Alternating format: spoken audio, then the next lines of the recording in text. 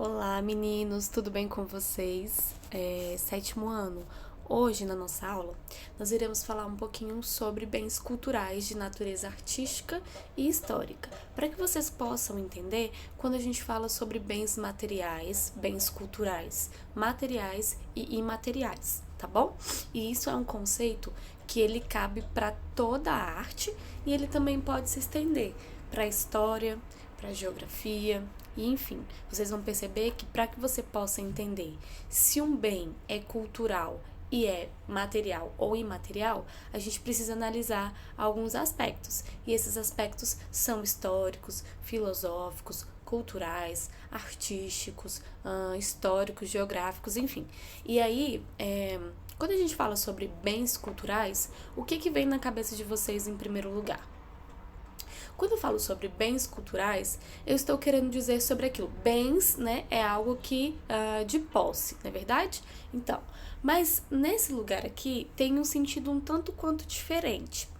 Ele está mais ligado para que você consiga compreender os bens existentes dentro de uma sociedade, ou seja, dentro de uma cultura, dentro de de um espaço determinado, e é por isso que eu falo que a gente precisa entender do espaço geográfico, para que esse bem possa ser considerado um bem cultural. Deixa eu pensar aqui.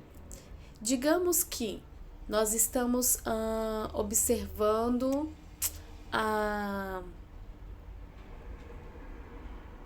algumas artes dentro de uma cidade aqui do Brasil. E essa cidade é a cidade de Ouro Preto, por exemplo. Não sei se vocês conhecem a cidade de Ouro Preto, lá em Minas Gerais. Pois é. A cidade de Ouro Preto, ela pode ser considerado um espaço de patrimônio cultural. Vocês vão entender mais pra frente do porquê. Deixa eu ver um outro lugar que vocês tenham algum tipo de identificação. Eu tenho certeza que todo mundo já deve ter ouvido falar ou já deve ter visitado, por exemplo, Pirenópolis. Pirenópolis também é um lugar que é tombado como patrimônio, como bem cultural. Tá bom? Então, professora, quais são esses termos? Patrimônio cultural, tombado, patrimônio material e imaterial. Do que a senhora está falando? Nós vamos entender tudo nessa nossa aula de hoje. E aí eu fiz uns slides para a gente poder ir acompanhando, beleza? Então, olha só. O patrimônio cultural, ele quer dizer o quê? A Constituição de 1998, no seu artigo 216, ampliou o conceito de patrimônio estabelecido pelo Decreto 25 de 30 de novembro de 37, substituindo a nominação patrimônio histórico e artístico por patrimônio cultural brasileiro. Basicamente, o que ele quer dizer? Ele quer dizer que antigamente as pessoas chamavam os patrimônios de patrimônio histórico e artístico, mas hoje em dia a gente chama apenas de patrimônio cultural brasileiro, tá bom? Então, se em algum lugar vocês forem pesquisar e ainda tiver escrito o nome patrimônio histórico e artístico, não tá errado, é só porque não se fala mais dessa maneira. Agora a gente fala apenas patrimônio cultural brasileiro. E aí o próprio nome já diz tudo, né, gente? É um patrimônio que é da cultura brasileira. Então são patrimônios, são coisas, alguns aspectos, algumas vivências, alguns jeitos, algumas ações realizadas dentro de uma sociedade que faz com que essas ações tenham a cara, tenham a identidade do nosso país. E aí a gente consegue reconhecer a nossa própria identidade. E o que eles fazem? Eles tomam isso como um patrimônio do Estado, tomam como um patrimônio do país, né? E aí, fazendo isso, a gente consegue proteger esses lugares, esses espaços, essas ações, para que elas não se percam. Porque caso elas se percam, a gente também pode estar perdendo a nossa própria identidade. Entenderam? A gente perde a nossa história, a gente perde aquilo que está no nosso antepassado. Então, é por esse motivo que também envolve um pouquinho de história. Um pouquinho não, bastante de história, né? Olha lá, o artigo 216 da Constituição conceitua patrimônio cultural como sendo os bens de natureza material e imaterial, que eu falei para vocês, estão lembrados? Que os bens, o patrimônio cultural brasileiro, ele pode ser dividido em bens materiais e imateriais. fiquem calmos que eu vou explicar isso para vocês. Tomados individualmente ou em conjunto, portadores da referência à identidade, à ação, à memória dos diferentes grupos formadores da sociedade brasileira e entre outros. É exatamente isso que eu acabei de falar para vocês. O patrimônio cultural, ele pode ser dividido em dois, sendo eles material e imaterial, beleza? Já façam essas anotações aí no diário de bordo de vocês, no livro, no caderno, enfim, aonde vocês puderem anotar para não se esquecerem, tá bom? Que o patrimônio cultural ele pode ser dividido em dois, material e imaterial. Beleza, professor, eu entendi. Tomados individualmente, em conjunto, portadores de referência à identidade, à ação, à memória dos diferentes grupos formadores da sociedade brasileira. Ou seja, o que está ligado ao patrimônio cultural brasileiro? Ele está ligado à nossa identidade, à ação das pessoas dentro da sociedade, à memória dos diferentes grupos formadores da sociedade brasileira, ou seja, a própria história dessas pessoas, tá bom? Então, por exemplo, se eu falo dos índios e da forma com que eles pintam os seus corpos, aquilo pode ser considerado um patrimônio? Pode, é um patrimônio cultural da nossa sociedade. E ele está ligado à identidade de uma sociedade? Está ligado à identidade da sociedade dessas pessoas indígenas? É algo característico? É algo que eles fazem como ritual lá? Não é? É algo totalmente característico da sociedade deles, do grupo que eles vivem. Então, ok. Tá ligado a uma ação? Sim, a ação de pintar o corpo. A ação de fazer um ritual, enfim. Tá ligado a uma ação? Tá ligado a uma ação. Ele tá ligado à memória desses diferentes grupos? Sim, porque a memória deles é uma ideia assim que vem de muitos anos. Então, eles fazem isso por muitos anos. Ou seja, está ligado à memória desses grupos, né? E compreendem esse exemplo básico que eu dei para vocês, para que a gente possa classificar e consiga classificar cada um deles? Beleza. Próximo. Estão entre as formas de expressão os modos de criar, fazer e viver, as criações científicas, artísticas e tecnológicas, as obras, objetos, documentos, edificações e demais espaços destinados às manifestações artísticos culturais, os conjuntos urbanos e sítios de valor histórico, paisagístico, artístico, arqueológico, paleontológico, ecológico e científico. Olha só o tanto de especificações que nós temos, o tanto de manifestações artísticos culturais que nós temos para poder classificar enquanto patrimônio cultural material ou imaterial. Olha só o tanto, tá vendo? E aí, gente, vocês precisam entender que existe uma autarquia, né? É como se fosse um espaço do governo, tá bom? É como se fosse, digamos assim, deixa eu tentar explicar para que vocês entendam. Quem é que faz essa classificação dos patrimônios culturais materiais ou imateriais? É um espacinho, um lugar, um prédio, né? Um prédio onde várias pessoas trabalham, chamado IPHAN.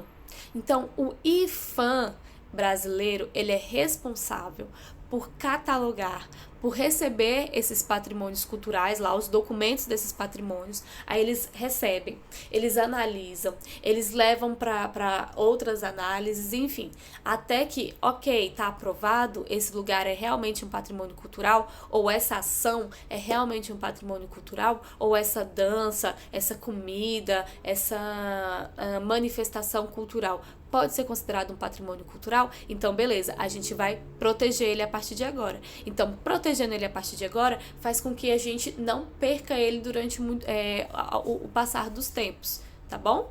A gente vai falar um pouquinho mais disso aqui pra frente. Olha só, vamos falar sobre os patrimônios materiais. Gente, quando eu falo sobre patrimônio material, eu estou falando de algo, que é matéria. Eu consigo pegar, tá na minha mão, eu pego. Se eu pego, se eu consigo tocar, é um patrimônio material, mas isso tem que estar ligado com alguma coisa cultural, artística de uma sociedade, tá bom? É só para que vocês entendam que quando eu falo sobre patrimônios materiais, eu estou falando sobre coisas tangíveis, ou seja, coisas que eu consigo tocar. Então, eu consigo tocar em uma parede? Consigo tocar em uma parede, olha só. Então, isso já é interessante, prestem atenção.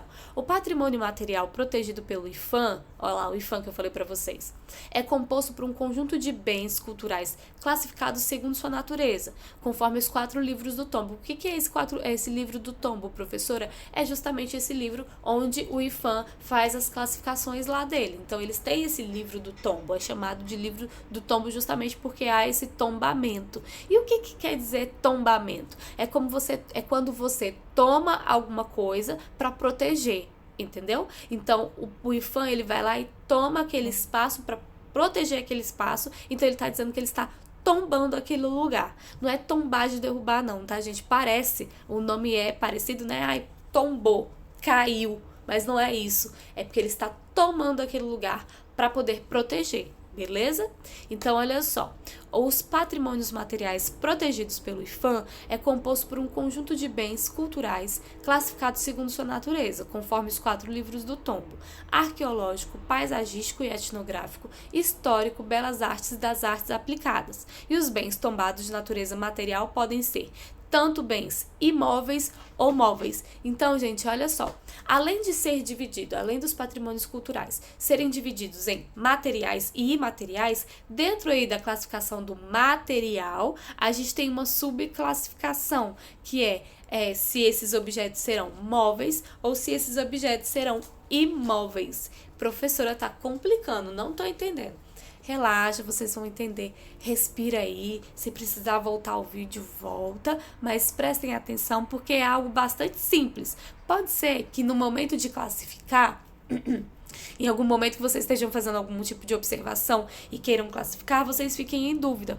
Isso é completamente normal. É justamente por isso que existe o IFAM, para esses patrimônios passarem pelas mãos deles, eles observarem, analisarem, poderem fazer as suas classificações. Aí, caso você tenha algum tipo de dúvida, é só você pesquisar no próprio livro do tombo, porque no livro do tombo vai estar lá especificando se é um patrimônio material ou imaterial, e se for material, ele vai ser imóvel ou móvel.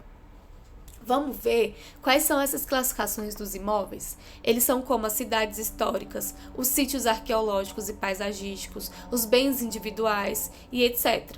Tá bom? Então, olha só, vamos classificar aqui um lugar. Como eu falei para vocês, Pirenópolis, por exemplo. Pirenópolis tem várias igrejas e essas igrejas foram construídas no tempo, na época em que as pessoas eram escravizadas, em que os negros eram escravizados. E essas igrejas foram construídas justamente por essas pessoas.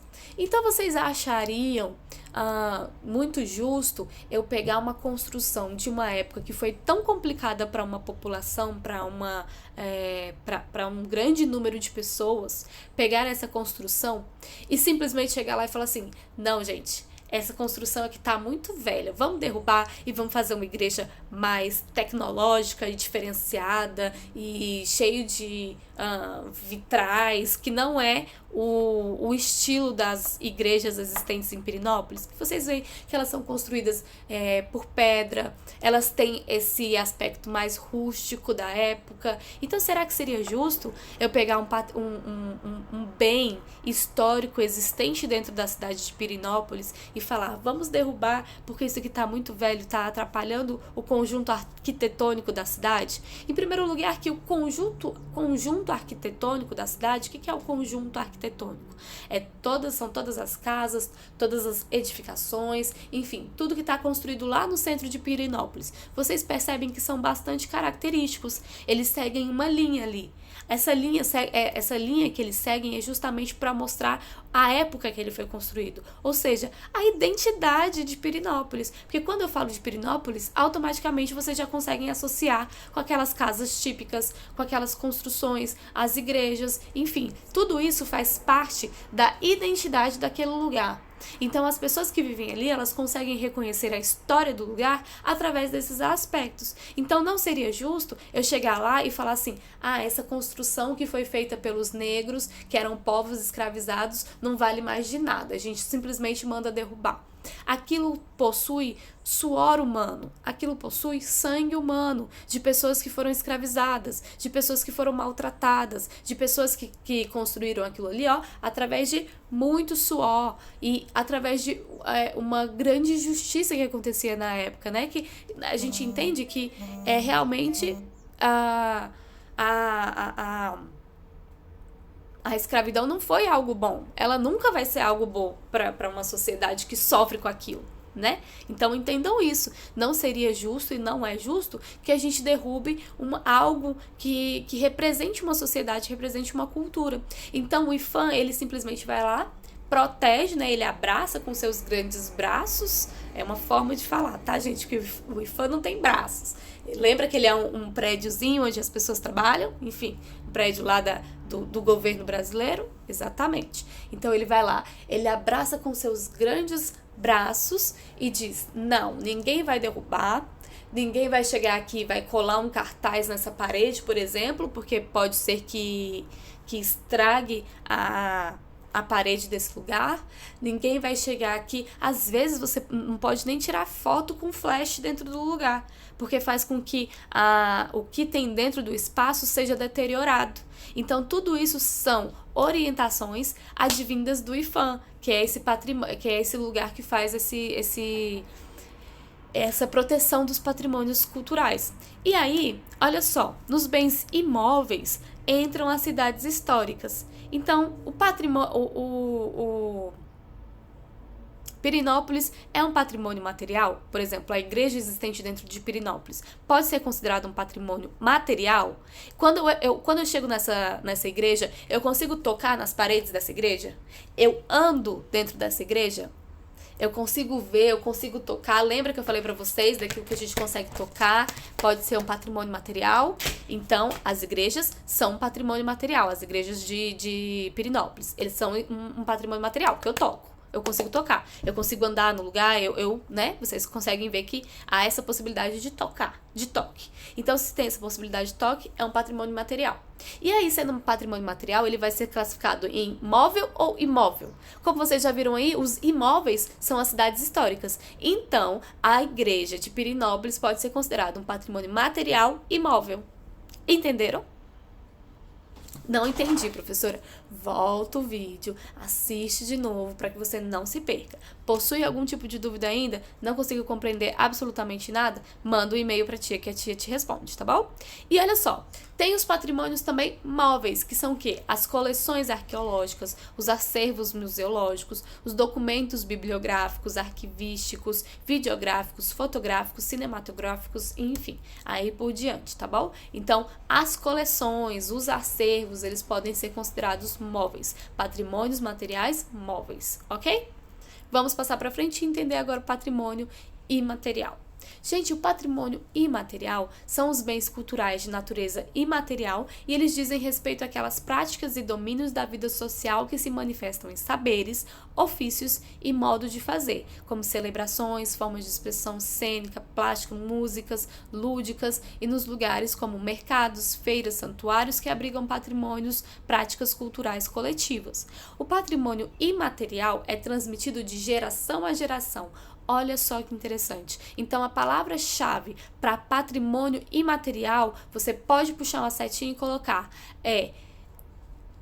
saberes, ou ofícios, ou celebrações, ou formas de expressão, enfim, passados de geração por geração.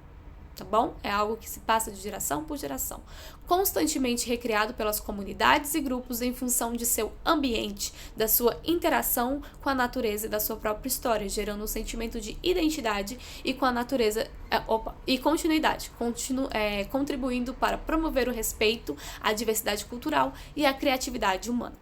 Então, a Organização das Nações Unidas para a Educação, a UNESCO, ela define como patrimônio imaterial as práticas, representações, expressões, conhecimentos e técnicas com os instrumentos, objetos, artefatos e lugares culturais que lhes são associados, que as comunidades e os grupos, e em alguns casos, os indivíduos, reconhecem como parte integrante de seu patrimônio cultural.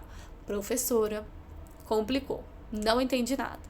Gente, se a gente estava falando de patrimônio material, era algo que eu conseguia tocar, tava aqui, ó, eu conseguia tocar. Então, se eu estou falando de patrimônio imaterial, eu estou falando daquilo que eu não consigo tocar.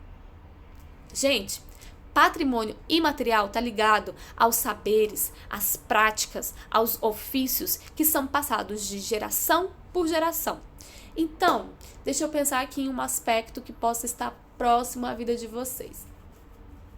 Vou dar um exemplo. tá? Um exemplo que não é um patrimônio, pode ser considerado um patrimônio, mas é claro, você sempre tem que ver se aquilo lá não está tombado pelo IPHAN, tá bom? Porque não é qualquer coisa que é passada de geração em geração que pode ser considerado um patrimônio imaterial, não. Você tem que ver se ele foi tombado mesmo. Mas, por exemplo, a dança típica do... você, dentro da sua casa, por exemplo, existe o seu avô, ele pode te contar uma história, e essa história ele diz que era o avô dele que contava pra ele, e o avô dele que contava pra ele era justamente o avô do avô que contava pra ele. Então, tá vendo que é uma história que é passada de geração em geração, e agora o seu avô conta pra você? Na verdade, o seu avô contava pra sua mãe ou pro seu pai, e o seu pai conta pra você. E aí, mais pra frente, né? Muito pra frente, bem pra frente mesmo, vocês vão contar pros filhos de vocês, e os filhos de vocês vão contar pros filhos deles, e assim por diante, vai passando de geração em geração. Ou seja, é uma história. Você consegue tocar nessa história? Ou você apenas escuta a sua história? E aí você imagina na sua cabeça e ela fica nesse lugar onde você não consegue tocar. É justamente isso, gente. Patrimônio material, a gente está falando sobre esses saberes, sobre essas ações, sobre esses ofícios que a gente não consegue tocar. Porque são coisas que estão dentro da nossa sociedade, mas que não há possibilidade de a gente tocar. Não tem como você tocar na dança do frevo, por exemplo. Não tem como você tocar no carnaval, na dança do carnaval, por exemplo. Você participa, certo? Você está lá, assistindo. Você pode até sambar e tudo mais. Mas entendam que isso é uma dança. E você não toca na dança em si. Eu não consigo tocar na dança. Não existe um objeto chamado dança que eu toco. Não existe um objeto chamado história que eu toco. Não existe um objeto chamado ofício que eu consigo tocar. Então, eles são patrimônios imateriais, tá bom? E como vocês viram, a Unesco ela vai definir o patrimônio imaterial sendo as práticas dentro de uma sociedade, as representações, as expressões, os conhecimentos, as técnicas, com instrumento, com objeto, artefato, lugares, culturas, enfim, tá bom? Tudo isso que é dentro de patrimônio material. Então, se eu tenho uma pessoa da minha família que ela sabe fazer artesanato, ela sabe fazer artesanato muito bem, e ela tem uma técnica lá, uma prática que ela adquiriu, e ela não precisou ir para nenhum tipo de curso, ela não precisou ir para nenhum tipo de universidade para aprender essa prática. Ela aprendeu sozinha, ou ela aprendeu porque a mãe dela ou o pai dela ensinou para ela ou para ele. Enfim, isso aí é algo passado de geração para geração, entendem? E pode ser considerado um patrimônio imaterial desde que esteja reconhecido pelo IPHAN, tá bom? Deixa eu ver só quanto tempo a gente tem ainda. Já passou um pouquinho. Então, aí a gente tem algumas representações para a gente poder classificar. O Parque Nacional Serra da Capivara, por exemplo, lá no São Raimundo Nonato, quando você entra dentro do parque da Serra da Capivara, você consegue tocar no parque. Você toca nas pedras, né? Então, o parque em si, o espaço parque, pode ser considerado um patrimônio material e ele vai ser móvel ou imóvel. Ele vai ser imóvel, porque eu estou falando de um espaço, de um lugar, tá bom? Então eu consigo tocar. Não confundam patrimônio material, não confundam as pinturas rupestres, que aí já é outra coisa. Eu estou falando do Parque Nacional, do espaço, porque eu posso tocar no parque. Eu posso tocar nas rochas, nas pedras, eu entro dentro do parque, eu estou naquele ambiente. Então, ele é um patrimônio material, tá bom?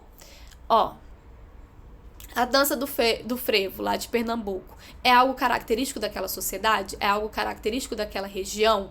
O frevo, ele é característico dali? Então, eu posso tocar no frevo? Eu toco na dança frevo ou eu danço a dança frevo? Eu danço, então ele é um patrimônio imaterial, porque ele é uma forma de expressão, tá bom? Ele é um tipo de dança. E aí o Centro Histórico de Ouro Preto, que eu falei pra vocês lá em Minas Gerais, tá vendo como ele é construído, como ele é diferenciado? Ele não tem nenhum prédio como tem Águas Claras, por exemplo. Ele não tem nenhuma casa como tem casas em Taguatinga, por exemplo. Ele é totalmente diferenciado, porque ele tem sua característica, e essa característica ela continua intacta até os dias atuais, justamente porque ele é tombado, ou seja, porque ele é protegido. Então, ele é um patrimônio material imóvel. Lembra que as cidades podem ser consideradas patrimônios materiais, porque eu entro dentro da cidade, eu toco a cidade, eu toco nas paredes da cidade, eu entro dentro dos locais, e ele então é um patrimônio material.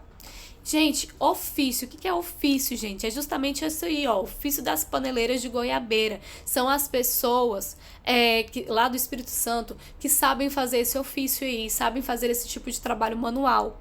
Elas não foram para nenhuma universidade, elas não fizeram nenhum curso no Senai, por exemplo, para poder aprender a fazer esse trabalho.